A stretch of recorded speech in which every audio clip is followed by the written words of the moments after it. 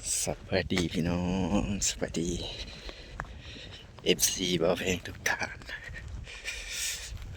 อันนี้ก็กินข้าวเที่ยงแล้วพี่น้อง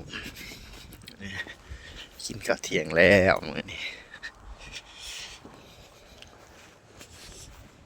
มาเบิ่งมื้อนี้งานบ่าวเพลงก็คือตัดต้นพริกพี่น้องพริกมันบ่งามเนาะพริกเจมันบ่งามมันให้ตัดปลูกใหม่มื้อนี้ตัดแล้วก็สิเริ่มปลูกใหม่พี่น้องไปเบิ่งนำกันลงมาเบิ่งนำกันพี่น้องนี่เป็นอุปกรณ์ของเจ๊บ่าวแพงนี่เป็นบ้านเจ๊บ่าวแพงพี่น้องนี่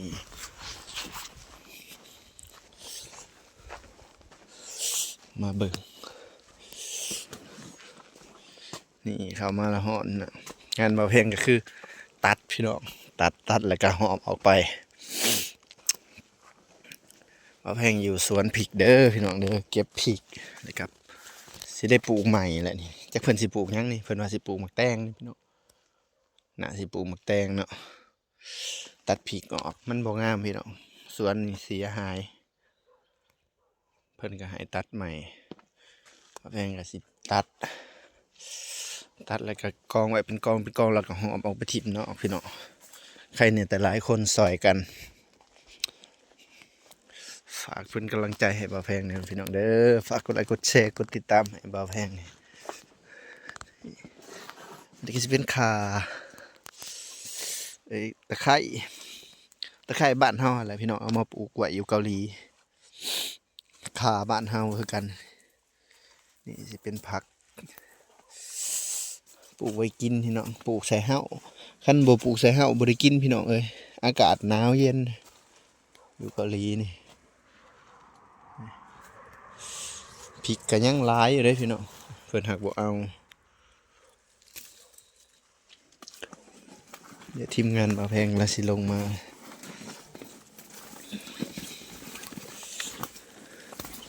สู่ไปน้ำกันพี่น้อง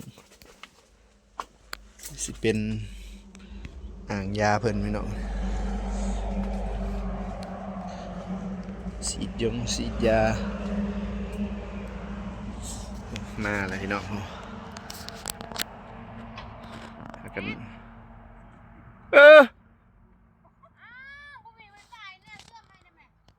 มาพี่มาแล้วพี่น้องเขา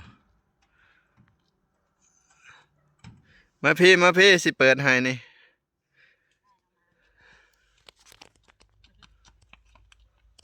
โอ้ดีใจบักคัก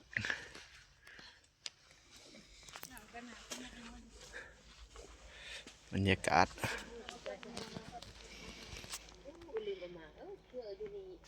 คนลาวเบิดสัมภาษณ์เฮ็ดงานเกาหลีนี่ม่วนบ่ไกลเฮ็ดงานเกาหลีนี่หนาวโดยนี่บอกเขาเอาตั้งในเมืองไปนั่งอีกจุดกำจนแลมาแล้วมาเกาหลีอยากมาเด้อมาแล้วได้เงินมาแล้วได้เงินฉันนะมาแล้วได้เงินมาคือเก่าแล้วหนาวก็สั่งมันอดเอาฮะนี่บรรยากาศตัดอย่างเดียวมื้อนี้พากันตัดแล้วเก็บคน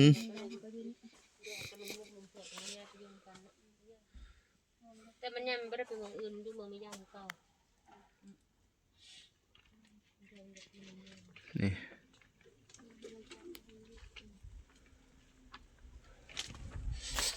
พริกบ่งามแล้วก็ตัดแล้วก็ปลูกใหม่ปลูกแตงแทน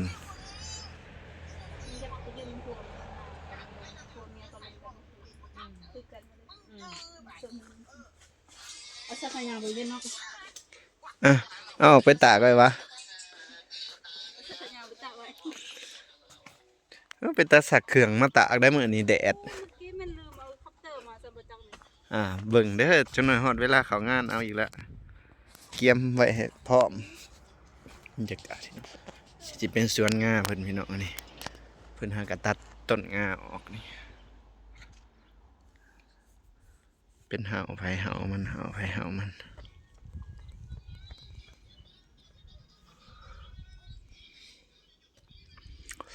แล้วก็เข้างานสิเป็นอุปกรณ์เครื่องใส่ต่างๆของเจเพิ่นมีเบิดนะยังก็มีพวกเครื่องเสื่อมเครื่องสีดสีดยาใบพัดหลอกพัดลมเต็มอยู่นี่แหล้วพี่น้องโอ้อุปกรณ์การช่างเพิ่นโอ้หลายคักเครื่องไม้เครื่องมือเพิ่นเท่าแก่บ่คอยวนเนาะพี่น้องเอ้ยก็ดีอยู่พี่น้องเพิ่นบ่มาวนบ่มาจุจิจุกจิกเนาะบ่มาคุมงานเป็นอิสระดี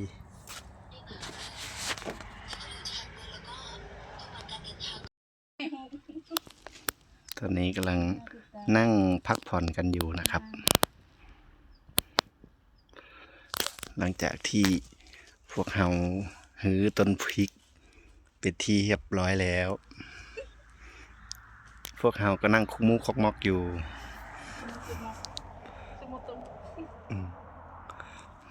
เศร้าเมื่อยบรรยากาศเรือโบราณ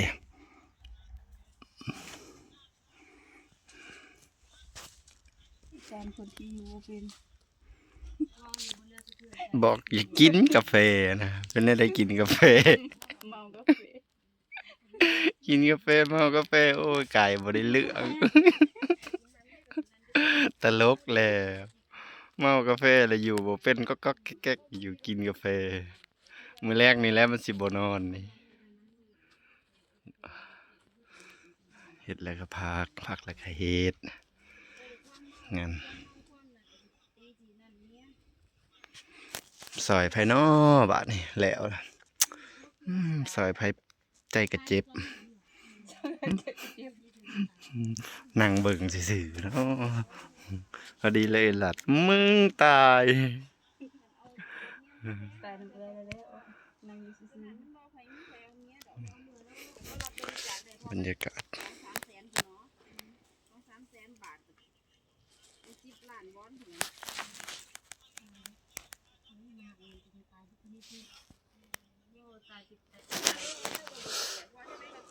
บรรยากาศหลังจากตัดอะไรกับคนมาทันแล้วพักกันพักผ่อนงานสบายพี่น้อง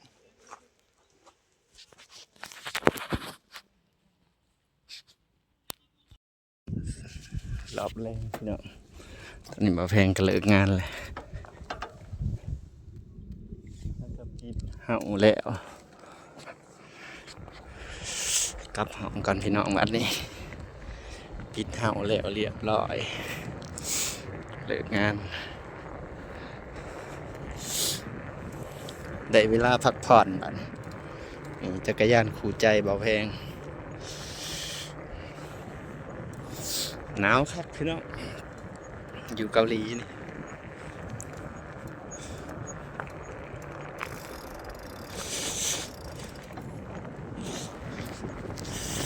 อากาศดีขนาดนั้น